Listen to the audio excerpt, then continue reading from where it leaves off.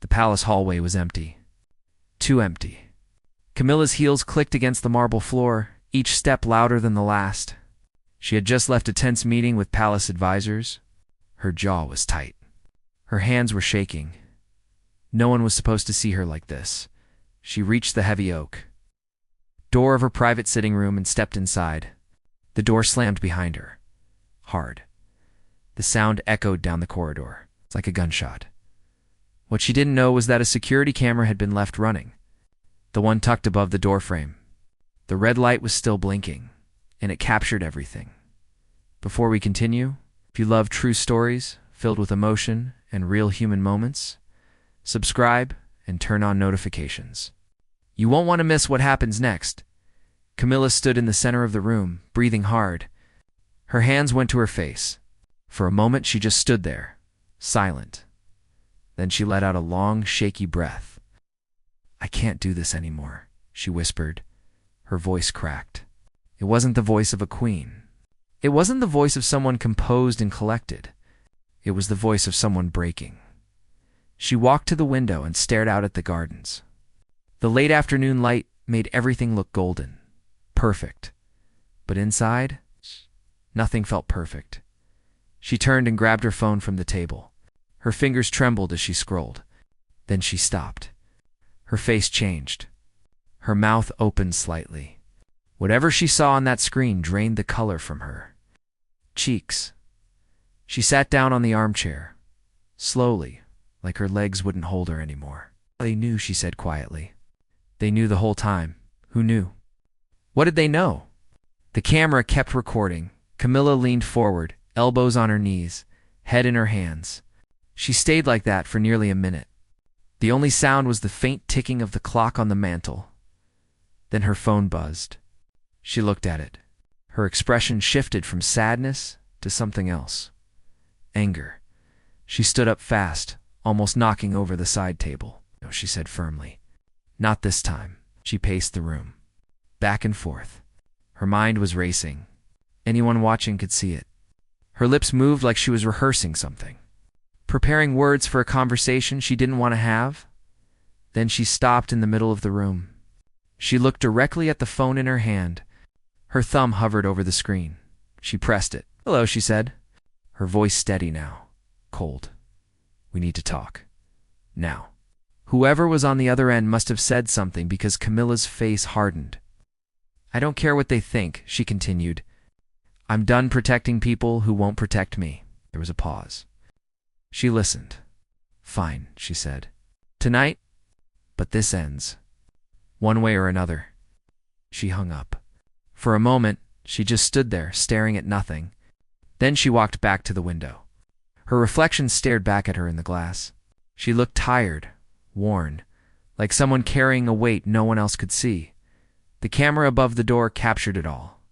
Every word, every emotion, every crack in the armor, and soon someone else would see it too. 3 hours earlier, the palace had been buzzing with activity. Staff members moved quickly through the halls. Preparations were underway for a state dinner. Everything had to be perfect. It always had to be perfect. Camilla had spent the morning smiling for photographs, shaking hands, nodding politely at conversations she didn't care about. It was exhausting, but it was the job. Behind the scenes, though, something was wrong. One of the senior advisors had pulled her aside just before lunch. His face was serious, too serious. "Need to discuss something," he said quietly. In private, they walked to a small meeting room away from the main corridors. No windows. Just a table and a few chairs. He closed the door carefully. "There's been a situation," he began. Camilla crossed her arms. "What kind of situation?" He hesitated. That hesitation told her everything. This wasn't about schedules or protocol. This was personal. "Someone leaked information," he said slowly. "About your correspondence?" "Private correspondence." Her stomach dropped. "Which correspondence?" "The letters," he said. "From last year? The ones you thought were destroyed?" Camilla felt the room tilt. Those letters were supposed to be gone, burned, erased. They contained things she had written in moments of frustration. Honest thoughts she never meant for anyone else to read. "Who has them?" she asked, her voice barely above a whisper. "We don't know yet," he admitted. "But they're threatening to release them." Or sat down. Her mind raced. Those letters talked about family tensions, about feeling isolated, about questioning her role. If they got out, the media would tear her apart. "What do they want?" she asked. The advisor shifted uncomfortably. "They want you to step back, publicly, from certain duties." Camilla's head snapped up. "Absolutely not. It's just a suggestion. It's blackmail." She cut him off. Her voice was sharp now. "And I won't be blackmailed." The advisor sighed. "Then we need to prepare for the fallout." She stood up. "I need to think." "Camilla," I said. "I need to think," she repeated firmly. She left the room without another word. Her mind was spinning. Who would do this? Who had access to those letters? And why now? As she walked through the palace, she passed staff members who smiled and nodded. They had no idea what was happening. No idea that behind her calm exterior she was falling apart. She reached her private sitting room and went inside. That's when she slammed the door. That's when the camera started capturing everything now. Alone in the room, Camilla tried to piece it together. The letters had been in a locked drawer in her personal office. Only a handful of people had keys. Family, close staff, trusted advisors, which meant someone close to her had betrayed her. Her phone buzzed again. Another message. She looked at the screen. It was from a number she didn't recognize. "You have until midnight. Make your choice." Hands clenched around the phone. Rage and fear mixed together in her chest. She wanted to scream. She wanted to throw something, but she couldn't. She had to stay in control. She took a deep breath. Then another. She needed help. But who could she trust? Camilla sat in the armchair, phone still in her hand. The message glowed on the screen. "You have until midnight." She thought about calling Charles. But what would she say? He had his own problems, his own pressures, and lately they hadn't been talking much. Not really talking. Just surface conversations about schedules and appearances. She thought about her children. But dragging them into this felt wrong. They had their own lives, their own battles, no. She had to handle this herself. She stood and walked to her desk. It was an antique piece, dark wood with intricate carvings. She opened the top drawer and pulled out a small leather notebook. Inside were names, contacts, people she'd worked with over the years. One name stood out, Marcus Hartley. He was a former security consultant, someone who had helped the family years ago during another crisis. He was discreet, loyal, and most importantly, he owed her a favor. She dialed his number. It rang 3 times before he answered. "Your Majesty," he said, his voice calm and professional. "This is unexpected. I need your help," Camilla said quietly, "and I need it to stay quiet." There was a pause. "What's happened?" She explained everything. The letters, the blackmail, the deadline. Marcus listened without interrupting.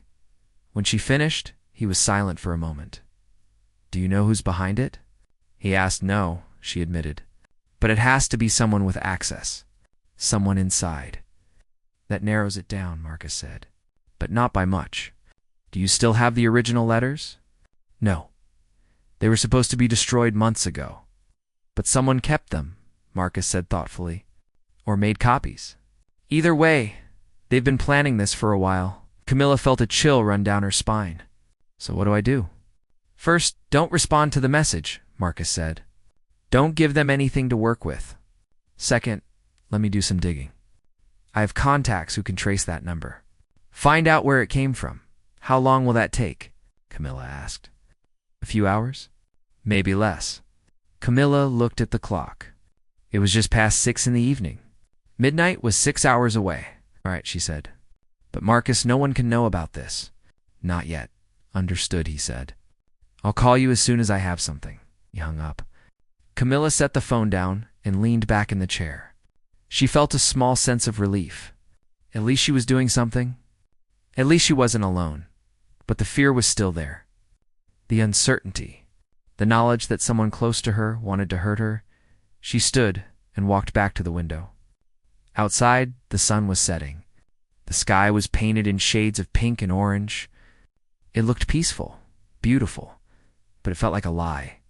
Her phone buzzed again. She grabbed it quickly. It was Marcus. That was fast. She opened the message. "We need to talk. Call me now." Her heart pounded. She dialed immediately. "What is it?" she asked as soon as he answered. "I traced the number," Marcus said. His voice was tight. "Camilla, it came from inside the palace." Asterisk, her breath caught. The message was sent from a device connected to the palace network. Whoever sent it is there. Right now. Camilla's mind raced. Someone in the palace. Someone walking the same halls. Eating in the same kitchens. Smiling at her in the corridors. "Can you tell who?" she asked. "Not yet," Marcus said, "but I'm working on it. In the meantime, you need to be careful. Don't trust anyone." Asterisk, Camilla felt her stomach twist. "I can't just walk around suspecting everyone. You have to," Marcus said firmly. "Until we know who this is, everyone is a potential threat." She closed her eyes. "All right, keep digging." "I will." "And Camilla, lock your door tonight." The line went dead. Camilla stood there, phone in hand, staring at nothing. The room suddenly felt too big, too empty. She walked to the door and turned the lock. The click echoed in the silence. Then she sat back down and waited. Asterisk, the hours crawled by. Camilla tried to distract herself. She picked up a book. Couldn't focus. She turned on the television. Couldn't watch. Her mind kept circling back to the same question. Who? She thought about the people closest to her. Her assistants. Her advisors. The staff who had been with her for years. Could any of them really betray her like this? Her phone buzzed. She grabbed it instantly. It was Marcus again. "I have something," he said, without preamble. "Can you get to your office? The one in the East Wing?" "Now?" Camilla asked. "Yes. Don't tell anyone where you're going, right?" she said. "Give me 10 minutes." She grabbed her coat and slipped out of the sitting room. The hallways were quieter now. Most of the staff had gone home. Only security and a few night workers remained. She walked quickly, keeping her head down. She passed a guard who nodded politely. She nodded back, forcing a small smile. When she reached her office, she unlocked the door and stepped inside. It was dark. She turned on the desk lamp. The room filled with a soft, warm glow. A moment later, there was a quiet knock. She opened the door. Marcus stood there. He was tall, in his 50s, with gray hair and sharp eyes. He looked serious. "Come in," she said quickly. He stepped inside and closed the door behind him. He set his laptop on her desk and opened it. "I traced the device," he said. "It's a palace-issued tablet. One registered to administration staff." "Which one?" Camilla asked. Marcus pulled up a file. A name appeared on the screen. Camilla's face went pale. "No," she whispered. "That can't be right." "Triple-checked," Marcus said quietly. "It's her." The name on the screen was Rebecca Moss, Camilla's personal assistant. Someone she'd worked with for nearly 4 years. Someone she trusted completely. "There has to be a mistake," Camilla said, her voice shaking. "Rebecca wouldn't look at this," Marcus interrupted. He pulled up another file. It showed a series of messages, dates, times, all sent from Rebecca's device to an unknown recipient. One message stood out. "She's vulnerable now. This is our chance." Camilla felt like she'd been punched in the chest. "Our chance? Who else is involved?" "I don't know yet," Marcus said. "But Rebecca isn't working alone." Camilla sank into her chair. Her mind reeled. Rebecca had been there through everything. The hard days. The public scrutiny. The private struggles. She'd been a friend, or so Camilla thought. "What do I do?" Camilla asked quietly. "You confront her," Marcus said, "but carefully. We need to know who else is involved. If you go in too hard, she'll shut down. we'll lose our chance to find the others. Camilla nodded slowly. When? Tomorrow morning, Marcus said. Call her in for a private meeting. Act normal. Then ask her directly. Watch her reaction. And if she denies it? Then I show her the evidence, Marcus said. And we take it from there. Camilla took a deep breath. All right, Marcus closed his laptop. Get some rest. You'll need it, he left quietly. Camilla sat alone in her office, staring at the desk. She felt betrayed, hurt, angry, but most of all, she felt tired. She stood and walked to the window. The palace grounds were dark now. Only a few lights glowed in the distance. Somewhere out there, Rebecca was probably sleeping. Unaware that Camilla knew, unaware that everything was about to come crashing down, Camilla made a decision. Tomorrow, she would face her. Tomorrow, she would get answers. And tomorrow, someone would pay for what they'd done. Asterisk morning came too quickly. Camilla barely slept. She kept replaying everything in her mind. Every conversation with Rebecca, every moment she'd trusted her. Had there been signs? Had she missed something? She got dressed slowly. A simple navy dress, pearl earrings. She looked at herself in the mirror. Her face was pale, tired, but she couldn't let that show. She had to be strong. At 9 o'clock, she sent Rebecca a message. Please come to my office at 10. We need to discuss something. The reply came almost instantly. Of course. See you then. Camilla set the phone down. Her hands were steady. That was good. She couldn't afford to shake. Not now at exactly 10 o'clock. There was a knock on the door. Come in, Camilla said. Rebecca stepped inside. She was young, late 20s, with brown hair pulled back in a neat bun. She wore a professional gray suit and carried a tablet. Good morning, Your Majesty, she said with a warm smile. How can I help? Camilla gestured to the chair across from her desk. Please sit. Rebecca sat, placing the tablet on her lap. She looked relaxed, comfortable, unaware. Camilla studied her for a moment. Then she spoke. Rebecca, how long have you worked for me? Rebecca blinked, surprised by the question. Almost for years now. And in that time, would you say we've built trust? Of course, Rebecca said. I hope so. Camilla nodded slowly.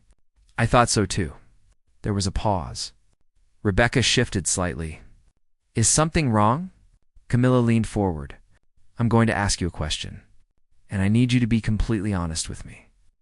Rebecca's smile faded slightly. All right, did you leak my private letters? The room went silent. Rebecca's face didn't change, but her eyes did. Just for a second. A flicker of something. Panic. Guilt. I don't know what you're talking about, Rebecca said carefully. Camilla reached into her desk drawer and pulled out a folder. She slid it across the desk. Then perhaps this will refresh your memory. Rebecca opened the folder. Inside were printouts. The messages. The dates.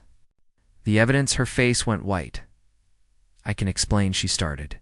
Explain. Camilla cut her off. Her voice was calm. To calm. You've been planning this for months? You betrayed me. Someone I trusted. Someone I considered a friend. Rebecca's hands trembled. It wasn't supposed to be like this. Then how was it supposed to be? Camilla demanded. You stole private letters? You threatened me. You tried to blackmail me. How exactly was it supposed to be? Tears welled up in Rebecca's eyes. They told me it would just be a warning, just to make you step back from certain appearances. They said no one would get hurt. They did. Camilla leaned forward. Who else is involved? Rebecca hesitated. Her mouth opened, closed. She looked terrified. Tell me, Camilla said firmly. Or I call security right now. Rebecca's shoulders sagged. Lady Annette and Lord Pemberton. Camilla felt the air leave her lungs. Lady Annette was a senior member of the royal household. Lord Pemberton was a trusted advisor. Both had been close to the family for decades. Why? Camilla whispered. Why would they do this? Rebecca wiped her eyes. They thought you were making mistakes, that you were damaging the monarchy's image. They wanted to force you to step back, to protect the institution. Camille sat back in her chair. Her mind spun. It wasn't just about her. It was about control, about power, about people who thought they knew better. They used you, Camilla said quietly. They manipulated you into doing their dirty work. Rebecca nodded, crying now. I'm sorry. I'm so sorry. Camilla stared at her for a long moment. Part of her wanted to scream, to rage. But another part of her just felt sad. Sad that it had come to this. You're fired, Camilla said finally. Effective immediately. Security will escort you out. Rebecca stood slowly. What will you do? Camilla met her eyes. I'm going to fix this. Rebecca left without another word. The door closed behind her with a soft click. Camilla sat alone.